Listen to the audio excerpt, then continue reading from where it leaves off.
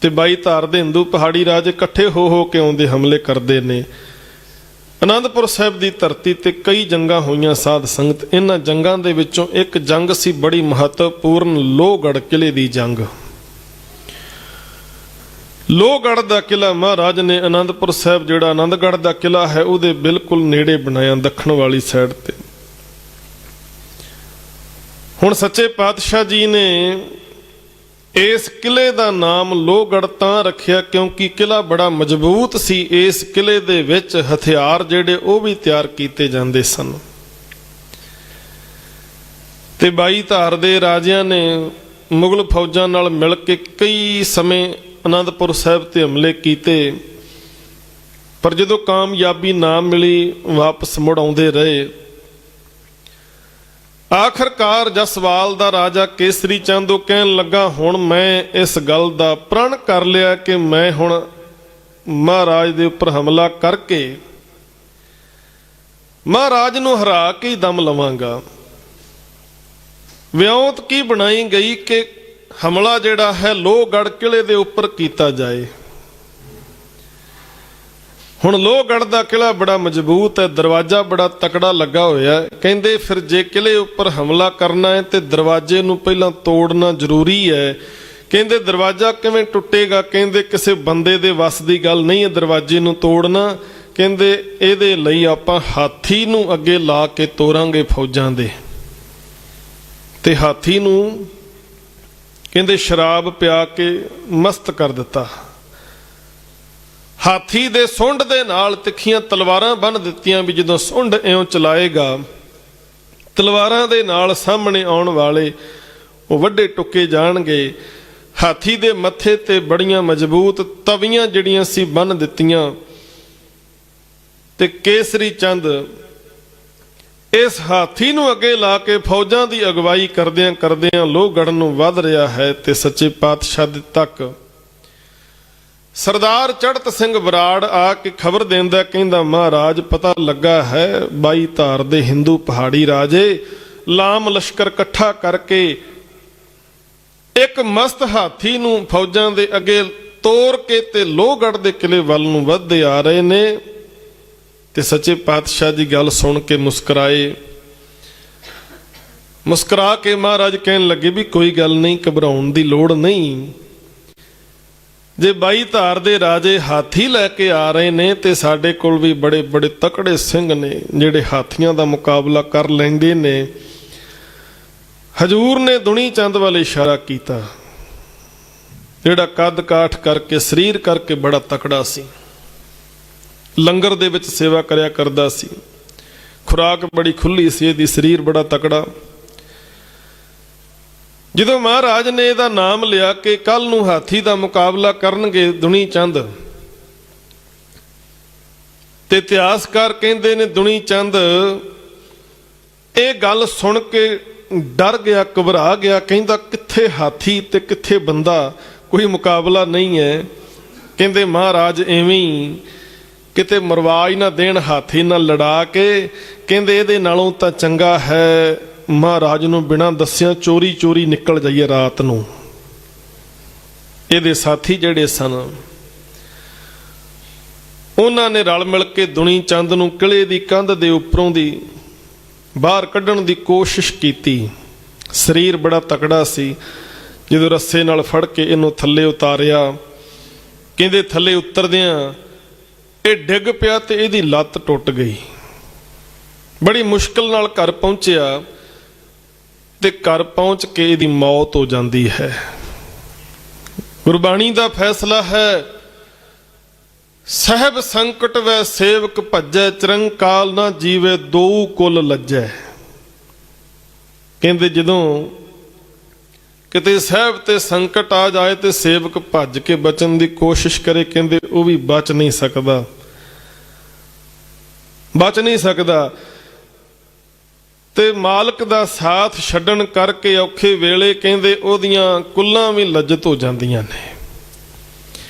ਕਹਿੰਦੇ ਮਹਾਰਾਜ ਨੂੰ ਖਬਰ ਦਿੱਤੀ ਸੱਚੇ ਪਾਤਸ਼ਾਹ ਜੀ ਦੇ ਤੇ ਤੁਸੀਂ ਬੜਾ ਮਾਣ ਕਰਕੇ ਜਿਹਨੂੰ ਆਖਿਆ ਸੀ ਸਾਡਾ ਇਹ ਸਿੰਘ ਹਾਥੀ ਦੇ ਸਮਾਨ ਹੈ ਤੇ ਹਾਥੀ ਦਾ ਮੁਕਾਬਲਾ ਕਰੇਗਾ, ਕਹਿੰਦੇ ਮਹਾਰਾਜ ਉਹ ਸਿੰਘ ਤਾਂ ਰਾਤ ਰਾਤ ਕਿਲੇ ਵਿੱਚੋਂ ਨਿਕਲ ਗਿਆ।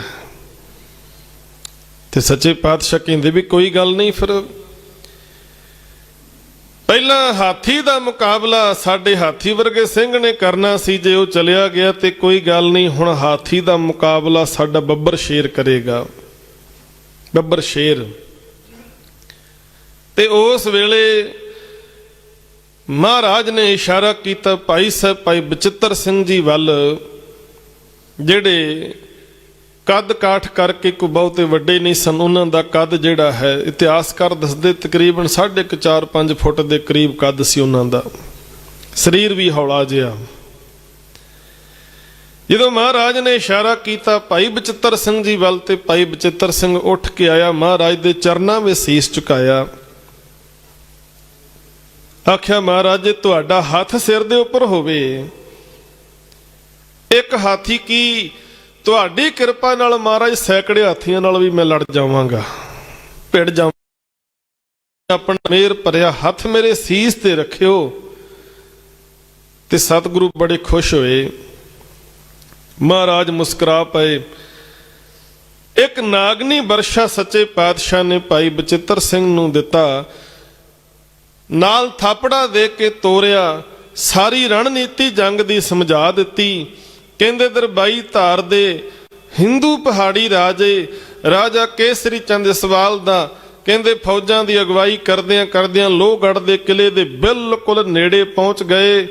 ਤੇ ਪਹਿਲਾਂ ਹਾਥੀ ਨੂੰ ਅੱਗੇ ਲਾ ਕੇ ਤੋਰਿਆ ਕਿ ਹਾਥੀ ਟੱਕਰ ਮਾਰ ਕੇ ਕਿਲੇ ਦਾ ਦਰਵਾਜ਼ਾ ਤੋੜ ਦੇਗਾ ਤੇ ਫਿਰ ਸਾਰੀ ਫੌਜ ਅੰਦਰ ਦਾਖਲ ਹੋ ਜਾਏਗੀ।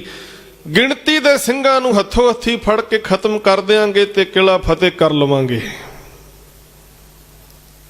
ਪਰ ਇਧਰ ਸਿੰਘਾਂ ਨੇ ਵੀ ਰਣਨੀਤੀ ਬਣਾਈ ਹੋਈ ਸੀ। ਕਹਿੰਦੇ ਜਿਉਂ ਹੀ ਮਸਤ ਹਾਥੀ ਕਿਲੇ ਦੇ ਦਰਵਾਜ਼ੇ ਦੇ ਨੇੜੇ ਆਇਆ ਨਾ, ਤੇ ਭਾਈ ਉਦੈ ਸਿੰਘ ਘੋੜੇ ਤੇ ਸਵਾਰ ਹੋਏ, ਭਾਈ ਬਚਿੱਤਰ ਸਿੰਘ ਤਿਆਰ ਬਰ ਤਿਆਰ ਹੋ ਗਏ। ਕਲਗੀਧਰ ਦੇ ਚਰਨਾਂ ਦਾ ਧਿਆਨ ਧਰ ਕੇ ਸਤਿ ਸ਼੍ਰੀ ਅਕਾਲ ਦੇ ਛੱਡ ਕੇ ਜਕਾਰੇ, ਤੇ ਦਰਵਾਜ਼ਾ ਜਿਹੜਾ ਸੀ ਖੋਲ ਦਿੱਤਾ ਗਿਆ ਲੋਹਗੜ੍ਹ ਦੇ ਕਿਲੇ ਦਾ। ਜਦੋਂ ਦਰਵਾਜ਼ਾ ਖੁੱਲਿਆ, ਸਾਧ ਸੰਗਤ ਸਾਹਮਣੇ ਮਸਤ ਹਾਥੀ ਨੂੰ ਵੇਖਿਆ। ਭਾਈ ਬਚਿੱਤਰ ਸਿੰਘ ਪੂਰੇ ਜੋਸ਼ ਦੇ ਵਿੱਚ ਆ ਗਏ, ਘੋੜੇ ਦੀਆਂ ਰਕਾਬਾਂ ਦੇ ਵਿੱਚ ਪੈਰ ਰੱਖ ਕੇ ਘੋੜੇ ਤੇ ਖੜੇ ਹੋ ਗਏ। ਤੇ ਘੋੜਾ ਵੀ ਜਿਹੜਾ ਸੀ, ਜਦੋਂ ਉਹਦੀਆਂ ਲਗਾਮਾਂ ਖਿੱਚੀਆਂ ਤੇ ਘੋੜਾ ਵੀ ਅਗਲੇ ਬੰਨਿਓ ਉਹਨੇ ਵੀ ਆਪਣੇ ਪੌੜ ਚੁੱਕ ਲਏ। ਕਹਿੰਦੇ ਇੱਕ ਹੱਥ ਨਾਲ ਘੋੜੇ ਦੀਆਂ ਲਗਾਮਾਂ ਫੜੀਆਂ ਨੇ ਤੇ ਸੱਜੇ ਹੱਥ ਵਿੱਚ ਨਾਗਣੀ ਵਰਸ਼ਾ ਲੈ ਕਰਕੇ ਪੂਰੇ ਜ਼ੋਰ ਦੇ ਨਾਲ ਹਾਥੀ ਦੇ ਮੱਥੇ ਤੇ ਵਾਰ ਕਰ ਦਿੱਤਾ। ਕਹਿੰਦੇ ਇੱਕ ਵਾਰ ਕੀਤਾ ਹਾਥੀ ਦੇ ਮੱਥੇ ਤੇ, ਉਹ ਨਾਗਣੀ ਵਰਸ਼ਾ ਹਾਥੀ ਦੇ ਮੱਥੇ ਤੇ ਬੰਨੀਆਂ ਹੋਈਆਂ ਤਵੀਆਂ ਨੂੰ ਚੀਰ ਕੇ ਹਾਥੀ ਦੇ ਮੱਥੇ ਵਿੱਚ ਜਾ ਕੇ ਵੱਜਾ। ਤੇ ਹਾਥੀ ਦਾ ਮੱਥਾ ਜਿਹੜਾ ਬੜਾ ਕੋਮਲ ਹੁੰਦਾ, ਜਦੋਂ ਵੀ ਮੁਹਾਵਤ ਉਹਨੂੰ ਕੰਟਰੋਲ ਕਰਦਾ, ਉਹਦੇ ਮੱਥੇ ਤੇ ਕੁੰਡਾ ਮਾਰ ਕੇ ਕੰਟਰੋਲ ਕਰਦਾ, ਵਰਨਾ ਹਾਥੀ ਕੰਟਰੋਲ ਨਹੀਂ ਹੁੰਦਾ। ਕਹਿੰਦੇ ਜਦੋਂ ਮੱਥੇ ਤੇ ਨਾਗਣੀ ਵਰਸ਼ਾ ਵੱਜਾ ਤੇ ਹਾਥੀ ਦੀਆਂ ਚੀਕਾਂ ਨਿਕਲ ਗਈਆਂ, ਹਾਥੀ ਪਿਛਾਂ ਨੂੰ ਭੱਜਿਆ। ਤੇ ਬਾਈ ਧਾਰ ਦੇ ਜਿੰਨੇ ਵੀ ਰਜਵਾੜੇ ਸਨ, ਜਿਹੜੇ ਫੌਜ ਦੇ ਨਾਲ ਨਾਲ ਆ ਰਹੇ ਸਨ, ਉਹਨੂੰ ਭੱਜਣਾ ਪੈ ਗਈਆਂ। ਹਾਥੀ ਨੇ ਫੌਜਾਂ ਨੂੰ ਮਿੱਧਣਾ ਸ਼ੁਰੂ ਕਰ ਦਿੱਤਾ ਤੇ ਪਿਛਾਂ ਨੂੰ ਦੌੜ ਗਿਆ। ਕਹਿੰਦੇ ਇਸ ਗਹਿ ਗੱਚ ਦੀ ਲੜਾਈ ਦੇ ਵਿੱਚ ਜਸਵਾਲ ਦਾ ਰਾਜਾ ਕੇਸਰੀ ਚੰਦ, ਉਹਦਾ ਸਿਰ ਬਾਬਾ ਉਦੈ ਸਿੰਘ ਨੇ ਵੱਢ ਲਿਆ, ਜਾ ਕੇ ਮਹਾਰਾਜ ਦੇ ਚਰਨਾਂ ਵਿੱਚ ਲਿਆ ਕੇ ਧਰ ਦਿੱਤਾ। ਤੇ ਬਾਈ ਧਾਰ ਦੀ ਸਾਰੀ ਫੌਜ ਪਿਛਾਂ ਡਰਦੀ ਭੱਜ ਗਈ। ਹੁਣ ਕਲਗੀਧਰ ਦੀ ਬਖਸ਼ਿਸ਼, ਅੰਮ੍ਰਿਤ ਦੀ ਬਖਸ਼ਿਸ਼। ਤੇ ਇੱਥੇ ਮੈਂ ਬੜਾ ਪਿਆਰਾ ਇੱਕ ਕਵਿਤਾ ਦਾ ਬੰਦ ਆਪ ਦੇ ਨਾਲ ਸਾਂਝਾ ਕਰਨਾ ਹੈ। ਅੱਜ ਆਪਾਂ ਬੜੀਆਂ ਅਨਾਉਂਸਮੈਂਟਾਂ ਸਟੇਜਾਂ ਤੋਂ ਕਰਦੇ, ਆਓ ਭਾਈ ਆਪਾਂ ਗੁਰੂ ਵਾਲੇ ਬਣੀਏ, ਖੰਡੇ ਬਾਟੇ ਦੀ ਪੌਲ ਅੰਮ੍ਰਿਤ ਦੀ ਦਾਤ ਪ੍ਰਾਪਤ ਕਰੀਏ। ਤੇ ਕਈ ਲੋਕ ਸਲਾਹਾਂ ਕਰਦੇ, ਕਹਿੰਦੇ ਜੀ ਇਸ ਵਾਰੀ ਨਹੀਂ, ਅਗਲੇ ਸਾਲ, ਅਗਲੇ ਸਾਲ, ਅਗਲੇ ਸਾਲ। ਤੇ ਪਤਾ ਨਹੀਂ ਜ਼ਿੰਦਗੀ ਦਾ ਕਿਤੇ ਅਸੀਂ ਇਹਨਾਂ ਬਖਸ਼ਿਸ਼ਾਂ ਤੋਂ ਵਾਂਝੇ ਹੀ ਨਾ ਤੁਰ ਜਾਈਏ। ਤੇ ਮੈਂ ਬੇਨਤੀ ਕਰਾਂ, ਦੁਨੀ ਚੰਦ ਵੀ ਇਸੇ ਤਰ੍ਹਾਂ ਕਹਿੰਦਾ ਜੀ ਕੋਈ ਗੱਲ ਨਹੀਂ, ਲੰਗਰ ਵਿੱਚ ਕੰਮਕਾਰ ਬੜਾ, ਥੋੜੇ ਜਿਹੇ ਫ੍ਰੀ ਹੋ ਕੇ ਵਿਹਲੇ ਹੋ ਕੇ ਗੁਰੂ ਚਰਨਾਂ ਵਿੱਚ ਆ ਕੇ ਖੰਡੇ ਬਾਟੇ ਦੀ ਪੌਲ ਅੰਮ੍ਰਿਤ ਦੀ ਦਾਤ ਪ੍ਰਾਪਤ ਕਰ ਲਵਾਂਗੇ। ਤੇ ਬੜੇ ਪਿਆਰੇ ਬਚਨ ਲਿਖੇ ਨੇ ਮਰਹੂਮ ਉਸਤਾਦ ਕਵੀ ਤਰਲੋਕ ਸਿੰਘ ਜੀ ਗੁੰਚਾ ਨੇ। ਉਹ ਲਿਖਦੇ ਨੇ, ਭਾਵੇਂ ਗੁਰੂ ਦੇ ਨੇੜੇ ਸੀ ਬਹੁਤ ਰਹਿੰਦਾ, ਭਾਵੇਂ ਗੁਰੂ ਦੇ ਨੇੜੇ ਸੀ ਬਹੁਤ ਰਹਿੰਦਾ, ਦੁਨੀ ਚੰਦ ਉਹ ਵੱਡਾ ਮਸੰਦ ਉਦੋਂ, ਬੇਅਮਰਤੀਆ ਸੀ ਲੋੜ ਪੈਣ ਤੇ ਗਿਆ ਕਲੇ ਦੀ ਟੱਪ ਕੇ ਕੰਧ ਉਦੋਂ। ਅੰਮ੍ਰਿਤਧਾਰੀ ਬਚਿੱਤਰ ਸਿੰਘ ਵੀ ਸੀ ਜੋ ਸੀ ਗੁਰੂ ਨੂੰ ਬੜਾ ਪਸੰਦ ਉਦੋਂ। ਚੀਰਿਆ ਮਸਤ ਹਾਥੀ ਦਾ ਜਦੋਂ ਮੱਥਾ, ਜੁੜੇ ਵੈਰੀ ਦੇ ਦੰਦਾਂ ਨਾਲ ਦੰਦ ਉਦੋਂ। ਓਏ ਅੰਮ੍ਰਿਤਧਾਰੀ ਤੇ ਪਰਬਤ ਚੀਰ ਗਏ ਨੇ ਪਿੱਛੇ ਪਰਤ ਕੇ ਉਹਨਾਂ ਤੱਕਿਆ ਨਹੀਂ। ਦੁਨੀ ਚੰਦ ਮਸੰਦ ਦੀ ਰੀਸ ਕਰ ਗਏ ਜਿਨ੍ਹਾਂ ਖੰਡੇ ਦੇ ਪੌਲ ਨੂੰ ਛਕਿਆ ਨਹੀਂ। ਅੰਮ੍ਰਿਤਧਾਰੀ ਤੇ ਪਰਬਤ ਚੀਰ ਗਏ ਨੇ ਪਿੱਛੇ ਪਰਤ ਕੇ ਉਹਨਾਂ ਤੱਕਿਆ ਨਹੀਂ। ਦੁਨੀ ਚੰਦ ਮਸੰਦ ਦੀ ਰੀਸ ਕਰ ਗਏ ਜਿਨ੍ਹਾਂ ਖੰਡੇ ਦੇ ਪੌਲ ਨੂੰ ਛਕਿਆ ਨਹੀਂ। ਸਾਧ ਸੰਗਤ, ਆਪਾਂ ਵੀ ਯਤਨ ਕਰੀਏ ਖੰਡੇ ਬਾਟੇ ਦੀ ਪੌਲ ਅੰਮ੍ਰਿਤ ਦੀ ਦਾਤ ਪ੍ਰਾਪਤ ਕਰਕੇ ਗੁਰੂ ਵਾਲੇ ਬਣੀਏ। ਤੇ ਇਹ ਗੁਰੂ ਦੀ ਕਿਰਪਾ ਸੀ। ਭਾਈ ਬਚਿੱਤਰ ਸਿੰਘ ਨੇ ਮਸਤ ਹਾਥੀ ਦਾ ਮੁਕਾਬਲਾ ਕੀਤਾ। ਬਾਬਾ ਉਦੈ ਸਿੰਘ ਨੇ ਕੇਸਰੀ ਚੰਦ ਦਾ ਸਿਰ ਵੱਢ ਲਿਆ। ਸਿੰਘਾਂ ਨੇ ਇਸ ਜੰਗ ਦੇ ਵਿੱਚ ਫਤਿਹ ਹਾਸਲ ਕੀਤੀ ਤੇ ਏਡੀ ਕਰਾਰੀ ਹਾਰ ਹੋਈ ਪਹਾੜੀਆਂ ਦੀ, ਉਹਨਾਂ ਦੀ ਦੁਬਾਰਾ ਹਿੰਮਤ ਨਹੀਂ ਪਈ ਵੀ ਫਿਰ ਇੱਧਰ ਗਾਂਹ ਵੱਧ ਸਕੀਏ। ਫਿਰ ਭੱਜ ਗਏ ਦਿੱਲੀ ਦਰਬਾਰ, ਉੱਥੋਂ ਮਦਦ ਲਈ, ਸਰਹੰਦ ਦੇ ਸੂਬੇ ਕੋਲੋਂ ਮਦਦ ਲਈ। ਫਿਰ ਜਾ ਕੇ ਅਨੰਦਪੁਰ ਸਾਹਿਬ ਨੂੰ ਘੇਰਾ ਪਾਉਂਦੇ ਨੇ, ਪਰ ਉਹਨਾਂ ਦਾ ਹੀਆ ਨਹੀਂ ਪੈਂਦਾ ਕਿ ਅਗਾਂਹ ਵੱਧ ਕੇ ਹਮਲਾ ਕਰ ਸਕੀਏ, ਕਿਉਂਕਿ ਜਾਣਦੇ ਸਨ ਕਿ ਜਿਹੜਾ ਵੀ ਅੱਗੇ ਵਧੇਗਾ ਸੁੱਕਾ ਨਹੀਂ ਮੁੜਨਾ। ਕਿਉਂਕਿ ਗੁਰੂ ਕੇ ਸਿੰਘ ਉਹ ਤਿਆਰ ਬਰ ਤਿਆਰ ਹੀ ਰਹਿੰਦੇ ਨੇ। ਸੋ ਇਹ ਕਿਰਪਾ